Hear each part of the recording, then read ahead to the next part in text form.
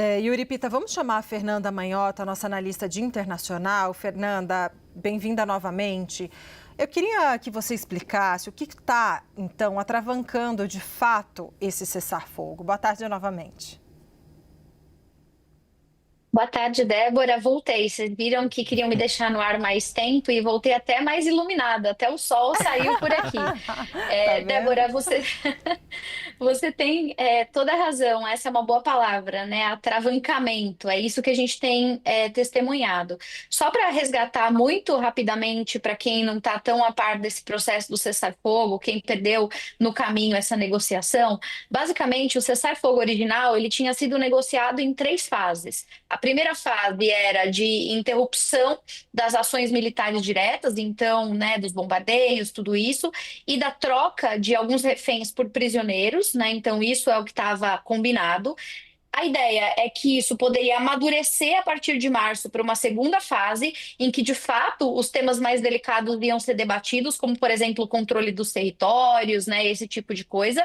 E depois, numa terceira etapa, efetivamente, o que estaria em jogo seria a reconstrução de Gaza e a coordenação dessa convivência, né, entre palestinos e israelenses na região. A gente já falava desde o começo que passar da fase 1 para a fase 2 era um enorme desafio, porque interromper os bombardeios era difícil, mas mais difícil do que interromper os bombardeios e criar confiança entre as partes era sentar numa mesa para discutir quem controla que parte do território. A gente já sabe que isso é um ponto muito delicado, e isso por si só atravanca a negociação. Agora, eu destacaria como um elemento de momento que tem sido muito importante para que isso não flua, o que o Américo citou agora no finalzinho da reportagem, que é a própria dinâmica interna do governo de Israel. É claro que o Hamas por si só tem as suas particularidades todas, e deles a gente nem vai comentar aqui, porque já temos falado muito, né, sobre os abusos, enfim, uma série de violações que eles cometem, né, como um grupo terrorista, mas do ponto de vista do governo israelense, eles estão colocados, e ali o Benjamin Netanyahu é o grande ponto de lança disso tudo, numa situação meio entre a cruz e a espada do ponto de vista da governança interna, né, do funcionamento dessa máquina política. Por quê? De um lado, a gente tem a base aliada do governo, que faz muita pressão política na direção de uma linha dura. Então, a gente tem os partidos religiosos, principalmente, que fazem parte dessa coalizão, defendendo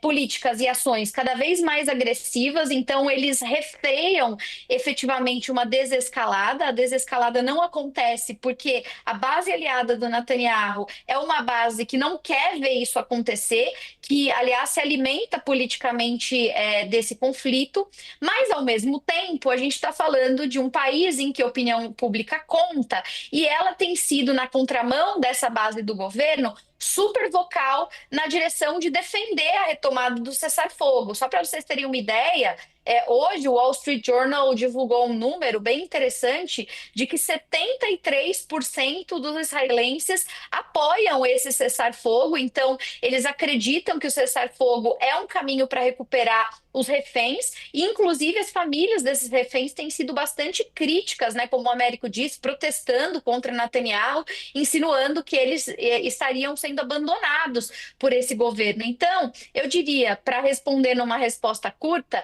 que do ponto de vista estrutural, os interesses de Hamas e governo de Israel são incompatíveis. Isso atravanca a negociação. Mas, além disso, tem a pressão política de momento que coloca Netanyahu, de um lado, tendo que se equilibrar entre a própria base que o sustenta no poder e a sociedade que está insatisfeita com a direção em que as coisas estão indo, Débora.